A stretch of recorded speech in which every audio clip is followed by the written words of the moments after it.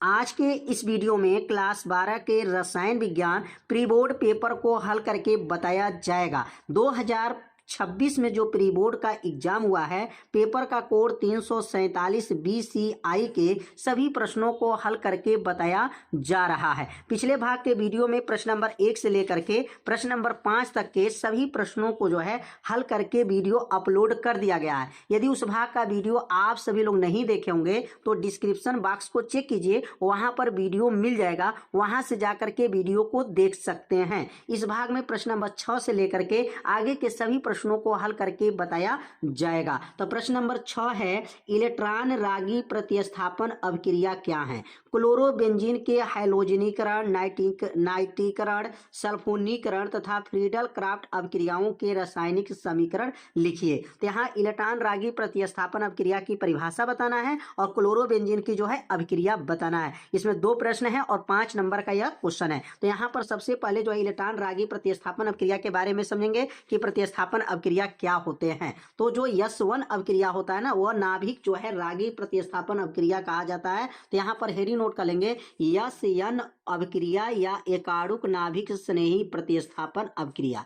अब इसके बारे में क्या लिखेंगे? यह अभिक्रिया जो होता है ना, 2 पदों में होता है। कितने पदों में होता है? 2 पदों में। लिखेंगे यह अभिक्रिया 2 पदों में पूर्ण होता है। पहला जो पद होता है ना, वो बहुत धीमी गति से होता है। जो अभिक्रिया होता है ये 2 पदों में संपन्न होता है, और लेकिन ये पहला जो अभिक्रिया होती है ना, इसमें तो धीमी गति से होता है, और दूसरा पद जो होता है ना, वह तीव्र गति से होता है। यह प्रथम कोड के अभिक्रिया होता है। मतलब जो यह नाभिक स्नेही प्रतिस्थापन अभिक्रिया जो S1 अभिक्रिया है, यह जो है प्रथम कोड की अभिक्रिया होता है। इसमें प्रथम पद में क्या होता है? एल्किल हैलाइड जब क्रिया करता है तो कार्बोधनायन बनता है, तथा यह कार्बोधनायन नाभिरागी, देखिए नाभिरागी आ गया, तो नाभिरागी अभिक्रिया के बारे में पूछा गया। नाभिरागी अभिकर्मक से जब क्रिया करता है तो ये नया उत्पाद बना लेता है। तो यहाँ पे बताया गया कि जो एल्किल हैलाइड है, आर का नाम क्या है? एल्किल, और एक्स का नाम क्या है? हैलाइड। हैलाइड मतलब हाइड्रोजन, क्लोरीन, ब्रोमीन, आयोडीन इसके पास रहता है। तो ये एल्किन हैलाइड जब क्रिया करेगा तो ये कार्बोधनायन बना लेता है, और ये कार्बोधनायन जो बना है, यहाँ कार्बोधनायन बना है, यह नाभिरागी अभिकर्मक से जब क्रिया करता है तो एक नया उत्पाद बना लेता है। इसी अभिक्रिया को SN1 अभिक्रिया कहा जाता है। तो यहाँ पर एग्जाम्पल समझ लेंगे, जब मेथिल क्लोराइड की जो क्रिया होता है तो ये बहुत धीमी गति से होता है, और यहाँ पर जो है कार्बोधन आयन बनाता है, और यही कार्बोधन आयन जब नाभिरागी अभिकर्मक से जब क्रिया करता है तो यह क्रिया बहुत तीव्र हो जाता है, और यहाँ पर मेथिल एल्कोहल जो है प्राप्त हो जाता है। तो S1 अभिक्रिया समझ में आ गया होगा। नाभिरागी अभिक्रिया जो है अभिकर्मक जो है समझ में आ गया होगा। तो इसे अपने कॉपी में नोट भी कर लीजिए, इसको 2 बार पढ़ लीजिए, आपको परिभाषा क्या होगा एकदम याद हो जाएगा। अब इसमें प्रश्न जो है क्लोरोबेंजीन का हैलोजनीकरण कैसे कराया जाएगा, अब इनके बारे में समझेंगे। तो अब यहाँ हेडिंग नोट कर लेंगे, क्लोरोबेंजीन का हैलोजनीकरण। अब क्लोरोबेंजीन का जब हैलोजनीकरण कराया जाएगा तो किसके उपस्थिति में कराया जाएगा? तो प्रकाश के अनुपस्थिति और आयरन या आयोडीन के उपस्थिति में जब क्लोरोबेंजीन की क्लोरीन से क्रिया कराने पर आर्थो और पैरा डाई क्लोरोबेंजीन का मिश्रण प्राप्त होता है। मतलब आर्थो या पैरा जो है, यहाँ आर्थो भी प्राप्त हो जाएगा या पैरा, दोनों चीज को ध्यान देना है। डाई क्लोरोबेंजीन का मिश्रण प्राप्त होता है। देखिए यहाँ पर जो बना है ना, ये क्लोरोबेंजीन है। बेंजीन के रिंग में जब Cl जुड़ जाए ना तो उसको बोलते हैं क्लोरोबेंजीन। ये किससे क्रिया किया है? तो क्लोरीन से क्रिया करा है। किसके उपस्थिति में? निर्जल FeCl3 के उपस्थिति में जब क्रिया कराया गया है। तो यहाँ पर जो बना आर्थो, यहाँ पे जब जुड़ा था इसको आर्थो बोलते हैं, इसको मेटा यहाँ बोलते हैं, इसको पैरा बोलते हैं। यहाँ आर्थो है, मेटा है, पैरा है। तो आर्थो जो बना है ना, यहाँ पर डाई क्लोरो, 2 क्लोरो इसने डाई बढ़ेंगे तो डाई क्लोरोबेंजीन बना, या आर्थो बोल सकते हैं, या यहाँ पर देखिए यह जो बनेगा ना अल्प मात्रा में बनेगा। क्या बनेगा?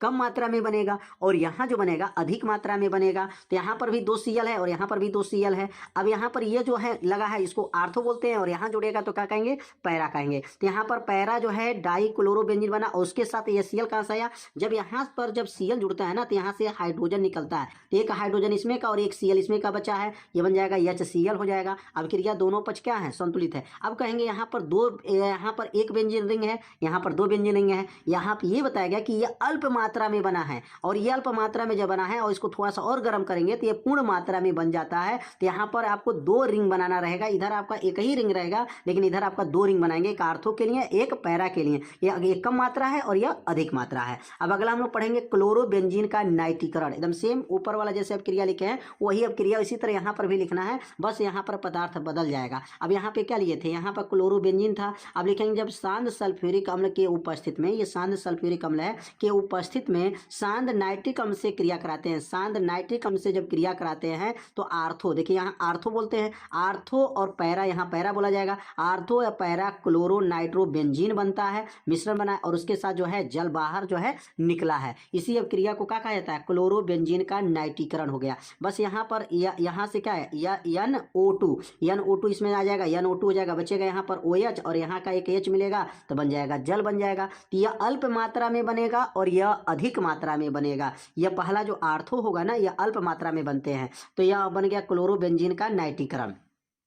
अब हम लोग पढ़ेंगे क्लोरोबेंजीन का सल्फोनीकरण। सल्फोनीकरण क्या होता है, देखें क्लोरोबेंजीन को जब सांद सल्फ्यूरिक अम्ल के साथ गर्म करने पर आर्थो तथा पैरा क्लोरोबेंजीन सल्फोनिक अम्ल बनता है। अब यहाँ पे देखिए, यहाँ आर्थो बना है, पैरा बना है, SO3H, इसमें से यस खत्म हो गया, O3 खत्म हो गया और एक H खत्म हो गया, यहाँ पर क्या बचा, OH बचा है और यहाँ से H निकलेगा तो यहाँ पर भी जल बाहर निकल जाएगा। यहाँ पे यह अल्प मात्रा में बनेगा और यह पूर्ण मात्रा में बनेगा, अधिक मात्रा में बनेगा। तो यहाँ पे क्या लिखेंगे, जब क्लोरोबेंजीन किससे क्रिया करेगा, सल्फ्यूरिक अम्ल के साथ जब क्रिया करता है तो क्या बनेगा, आर्थो पैरा, आर्थो भी बनेगा, यहाँ पर पैरा भी बना है, ठीक है। यहाँ पर जो है क्लोरोबेंजीन सल्फोनिक अम्ल जो है प्राप्त हुआ है। तो समझ में आ गया होगा, यहाँ सल्फोनिक मतलब सल्फ्यूरिक अम्ल से क्रिया, नाइट्रीकरण मतलब नाइट्रिक अम्ल से क्रिया, हाइलोजनीकरण मतलब हाइलोजन पदार्थ क्लोरीन ब्रोमीन आयोडीन से जो क्रिया कराया जाता है वह हाइलोजनीकरण अब क्रिया हो जाता है। अब अगला इसमें अब क्रिया दिया गया है, अब अगला अब क्रिया समझ लेते हैं, क्लोरोबेंजीन का फ्रीडल क्राफ्ट अपक्रिया। अब क्लोरोबेंजीन का जो फ्रीडल क्राफ्ट अपक्रिया होता है, अब इसमें क्या बनेगा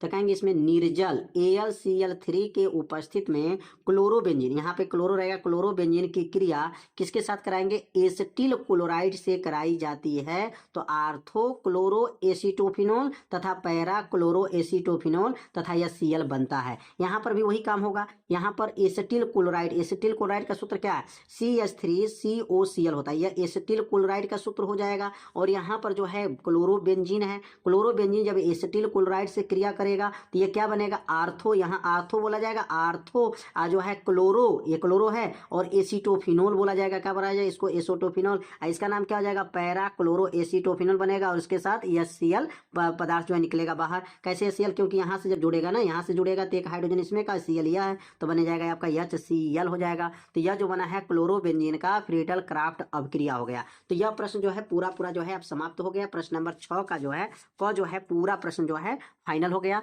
अब यहाँ पे देखेंगे ना, हाइलो एल्केन में एकाणुक नाभिक रागी प्रतिस्थापन अपक्रिया, उसको SN1 अपक्रिया की क्रिया विधि समझाइए। अभी यही प्रश्न जो है 5 का क में भी दिया है और 5 का जो है ख में भी दिया है, बस नाम बदल दिया, इसमें नाभि रागिक प्रतिस्थापन, इसमें नाभि रागी प्रतिस्थापन अपक्रिया कौन बताना है, SN1 अपक्रिया को क्रिया विधि समझाइए। जो अभी हम समझाया गया है, जो समझाया गया अभी बताया गया है, जो अभी बताया गया है SN1 अपक्रिया जो है प्रश्न नंबर 6 में बताया गया है, वही प्रश्न जो है आपको इसमें अथवा में भी दे दिया गया है। तो अभी अथवा वाला जो क्वेश्चन दिया गया है उसको करिए या इसको करिए, इसमें बस क्या है, प्रश्न को जो है अलग प्रश्न इसमें जोड़ दिया गया है। दोनों का जो है प्रश्न का उत्तर एक ही रहेगा। नाभि रागी प्रतिस्थापन अपक्रिया क्या है, बस इसमें भी है और यहाँ पर SN1 नाम रख दिया गया है, यहाँ पर SN1 अपक्रिया है, बस इसमें क्लोरोबेंजीन जोड़ा गया। यहाँ पर जो है क्या बताया गया, केवल रासायनिक समीकरण देना, इसमें 3 जो है आपको रासायनिक समीकरण देना है। मतलब दोनों का प्रश्न सेम है, बस यहाँ से एक क्वेश्चन अलग कर दिया गया है और नीचे जो प्रश्न जो दिया गया है यहाँ पर अलग कर दिया गया। तो दोनों का तो उत्तर सेम है दोनों का, बस ये अब यहाँ से जो अपक्रिया जो लिखना है रासायनिक समीकरण, अब रासायनिक समीकरण को समझ लेते हैं। पहला क्या दिया गया है, N ब्यूटिल क्लोराइड को एल्कोहली के OH के साथ अभिकृत करते हैं। तो N जो ब्यूटिल है मतलब नॉर्मल जो ब्यूटिन क्लोराइड है वह एल्कोहली जो है के OH के साथ जब क्रिया कराते हैं तो क्या बनता है, अब इसके बारे में जो है बताना है। तो यहाँ पे लिखेंगे पहला वाला जो अपक्रिया लिखेंगे कि जो N ब्यूटिल क्लोराइड है मतलब नॉर्मल जो है ब्यूटिल क्लोराइड क्लोराइड है, ब्यूटीन मतलब methane, ethane, propane, butane, butane में Cl जुड़ा है, इसको कहेंगे नॉर्मल जो है ब्यूटिल क्लोराइड हो गया। और पोटेशियम हाइड्रोक्साइड जो है के साथ क्रिया करेगा तो क्या बनेगा, CH3CH2 CS और डबल बॉन्ड CH2, इसको कहेंगे 1 ब्यूटीन बनेगा। उसके साथ KCl बनेगा और उसके साथ क्या बनेगा, जल बाहर निकलेगा। तो यहाँ पर लिखना चाहे तो लिख देंगे कि N ब्यूटिल क्लोराइड जब पोटेशियम हाइड्रोक्साइड के साथ क्रिया करता है तो OH जो है H के साथ मिलाकर के जल बना लेता है, और यहाँ पर K और किसके साथ मिला लेगा, Cl के मिलाएगा तो KCl बनेगा। से जो कार्बन का यौगिक बचेगा इसको यहाँ पर नोट कर लेंगे और इसको कहा जाएगा 1 ब्यूटीन। क्या बोला जाएगा, 1 नंबर पर जो है डबल बॉन्ड लगा है, इसे 1 ब्यूटीन कहा जाता है। अब अगला इस प्रश्न इसमें दिया गया है, इसमें दूसरा प्रश्न दिया गया है, शुष्क ईथर के उपस्थित में मेथिल ब्रोमाइड की अभिक्रिया सोडियम से होती है। शुष्क जो ईथर के उपस्थित में जब मेथिल जो है ब्रोमाइड की क्रिया कराते हैं तो क्या बनेगा, तो लिखेंगे यहाँ पर शुष्क जो है, यहाँ पर जो ईथर के उपस्थित में जो है यहाँ पर मेथिल, ये क्या है, मेथिल ब्रोमाइड CH3Br को बोला जाता है। मेथिल ब्रोमाइड की क्रिया किससे करा रहे हैं, सोडियम धातु से करा रहे हैं, तो यहाँ पर क्या बनेगा, एथेन बनेगा और सोडियम जो है यहाँ पर ब्रोमाइड बनेगा। किसके उपस्थित में, तो यहाँ लिख सकते हैं शुष्क जो है ईथर के उपस्थित में जब मेथिल ब्रोमाइड सोडियम से क्रिया करेगा तो एथेन बनता है। अब अगला जो अभिक्रिया दिया गया, तीसरा अभिक्रिया है, एथिल ब्रोमाइड की अभिक्रिया सोडियम एथॉक्साइड से होती है। तो यहाँ पर एथिल जो ब्रोमाइड है और यहाँ सोडियम जो है एथॉक्साइड से जब क्रिया होती है तो यहाँ पर एथिल ईथर बनेगा। क्या बनेगा, डाई एथिल ईथर बनेगा और सोडियम का जो है ब्रोमाइड प्राप्त होगा। तो यहाँ 3 अभिक्रिया इस प्रश्न में दिया गया था, तीनों अभिक्रिया जो है आप लोग अच्छे से समझ गए होंगे। तो यह प्रश्न जो है 8वां वाला भी प्रश्न जो है समाप्त हो गया। इसका यह प्रश्न और यह प्रश्न का दोनों को उत्तर बता दिया गया, क्योंकि 6 का क और इसका 8वां सेम है, और इसमें बस ये 3 प्रश्न को जो है अलग से बताया गया, इसमें तीनों प्रश्नों को अभिक्रिया बता दिया गया। अब हमें यहाँ ख वाला क्वेश्चन क्या दिया है कि प्राथमिक, द्वितीयक तथा तृतीयक एल्कोहल ऑक्सीकरण के संबंध में किस प्रकार भिन्न होते हैं। प्राथमिक, द्वितीयक, तृतीयक एल्कोहल को ऑक्सीकरण के संदर्भ में किस प्रकार भिन्न होते हैं, मतलब प्राथमिक, द्वितीयक, तृतीयक एल्कोहल का जब ऑक्सीकरण कराया जाएगा तो ये अलग अलग होते हैं, भिन्न क्यों होते हैं, इसके बारे में जो है आपको बताना है। तो कैसे यहाँ पे लिखेंगे कि जो यहाँ प्राथमिक एल्कोहल और द्वितीयक एल्कोहल और तृतीयक एल्कोहल होते हैं, जब यहाँ पर ऑक्सीकरण कराया जाता है ना तो उसके संदर्भ में जो है अलग अलग उत्पाद बनाते हैं। तो यहाँ पे लिख लेंगे कि प्राथमिक, द्वितीयक और तृतीयक एल्कोहल का जब ऑक्सीकरण के संदर्भ में भिन्न होते हैं, क्योंकि उनके ऑक्सीकरण उत्पाद क्या होते हैं, अलग अलग होते हैं। मतलब प्राथमिक एल्कोहल का जब ऑक्सीकरण कराया जाता है तो उसमें अलग उत्पाद बनेगा, द्वितीयक में जो ऑक्सीकरण कराएंगे तो उसमें अलग उत्पाद बनेगा। तो इसी के बारे में बताया जाएगा कि प्राथमिक, द्वितीय, तृतीयक एल्कोहल का जब ऑक्सीकरण होता है तो वह भिन्न होते हैं, क्योंकि उनका ऑक्सीकरण उत्पाद क्या होते हैं, अलग अलग होते हैं। अब यहाँ प्राथमिक एल्कोहल का ऑक्सीकरण समझ लेते हैं कि प्राथमिक एल्कोहल का ऑक्सीकरण क्या होता है। तो लिखेंगे यहाँ पर जब प्राथमिक एल्कोहल का ऑक्सीकरण होता है तो पहले एल्डिहाइड बनाता है। क्या बनाता है, एल्डिहाइड बनाता है, बाद में जो है कार्बोक्सिलिक अम्ल बनाता है। जैसे यहाँ पर RCH2OH है, यह है प्राथमिक एल्कोहल। जब यहाँ एक R लगा रहेगा ना तो समझ जाएंगे प्राथमिक है, और R2 लग जाए ना तो द्वितीयक एल्कोहल माना जाता है। तो R यहाँ पर है, CH2OH है, और यहाँ ऑक्सीकरण जब करा रहे हैं तो ये CHO समूह, CHO समूह का मतलब कौन समूह कहा जाता है, एल्डिहाइड समूह कहा जाता है। एल्डिहाइड बना है, उसके साथ क्या बना है, जल बना है। अब पुनः जो यह एल्डिहाइड समूह बना है, पुनः उसका ऑक्सीकरण करा देंगे ना तो ये कार्बोक्सिलिक अम्ल बनेगा, COOH हो जाता है। तो RCOOH बन गया, यह बनेगा कार्बोक्सिलिक अम्ल समूह बन जाएगा। तो इसका मतलब प्राथमिक जो एल्कोहल होते हैं ना उसमें जब ऑक्सीकरण कराया जाता है तो पहले एल्डिहाइड बनता है। क्या बनता है, एल्डिहाइड बनता है, पुनः जो है ऑक्सीकरण करा दिया जाता है ना तो कार्बोक्सिलिक अम्ल में बदल जाता है। तो यहाँ पर रिएक्शन समझ में आ गया होगा कि RCH2OH ये प्राथमिक एल्कोहल का जब ऑक्सीकरण हुआ तो यह एल्डिहाइड समूह बना, और यह एल्डिहाइड समूह का जब ऑक्सीकरण कराया गया तो यह जो बना है कार्बोक्सिलिक अम्ल बन गया।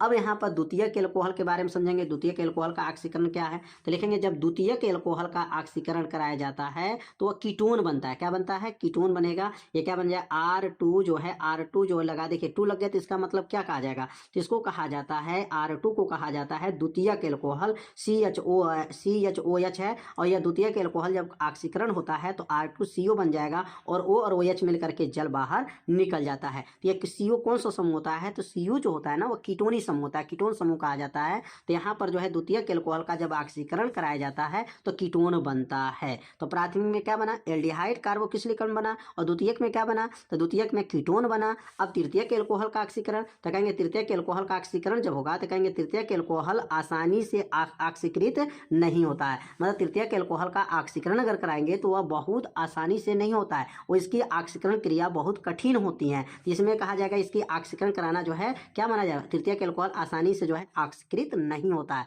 यह ऑक्सीकरण क्रिया नहीं कर पाता है। तो तृतीयक एल्कोहल का ऑक्सीकरण जो है तो समझ में आ गया होगा। तो प्राथमिक एल्कोहल, द्वितीयक एल्कोहल, तृतीयक एल्कोहल का ऑक्सीकरण क्यों भिन्न होता है कि इसमें देखिए एल्डिहाइड बन रहा है, कार्बोक्सिलिक बना है, इसमें क्या बन रहा है, कीटोन बन रहा है, तो अलग अलग उत्पाद बन रहा है। तो इसका अंतर जो है समझ में आ गया होगा। तो अब अगला जो प्रश्न दिया गया है, अब अगला प्रश्न के बारे में समझेंगे। इसमें बताया ना है, इसमें कारण बताइए कि मेथॉक्सीमीथेन की तुलना में एथेनॉल का क्वथनांक उच्च होता है, क्यों होता है। कारण बताना है कि मेथॉक्सी जो मेथेन होते हैं उनके तुलना में जो एथेनॉल होते हैं उसका क्वथनांक उच्च क्यों होता है। अब इनके क्वथनांक के बारे में समझेंगे।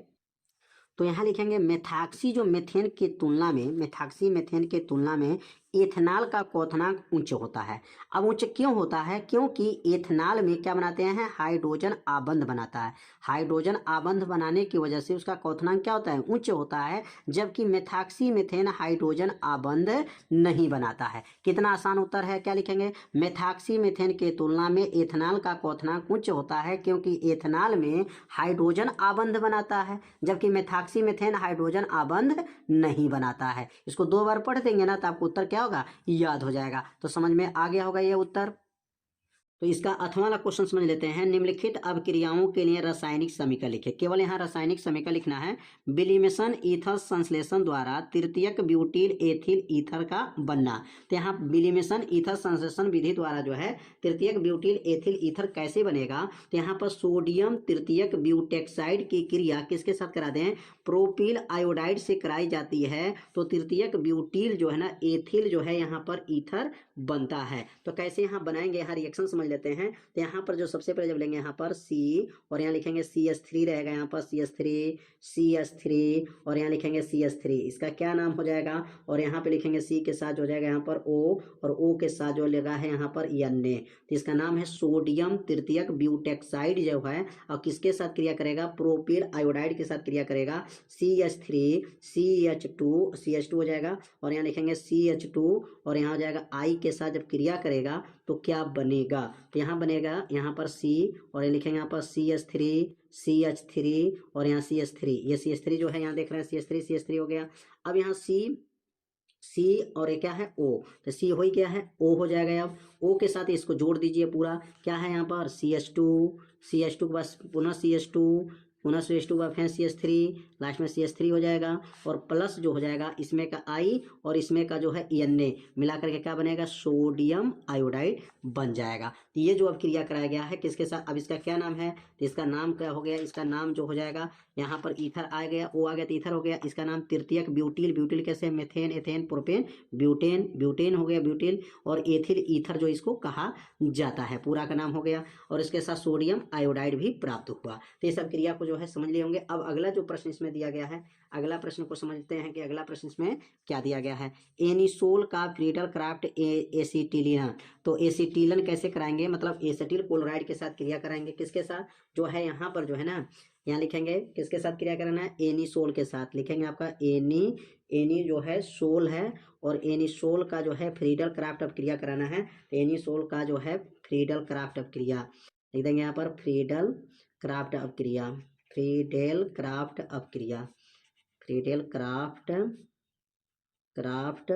क्रिया अब कैसे कराएंगे, तो यहाँ पर जो है ना एनिसोल लेंगे, क्या लेंगे यहाँ पर एनिसोल, और एनिसोल का क्रिया कराएंगे। तो एनिसोल का सूत्र क्या होता है, अब यहाँ एनिसोल जो बनाएंगे तो कैसे बनेगा एनिसोल, ये जो बना है ना एनिसोल है।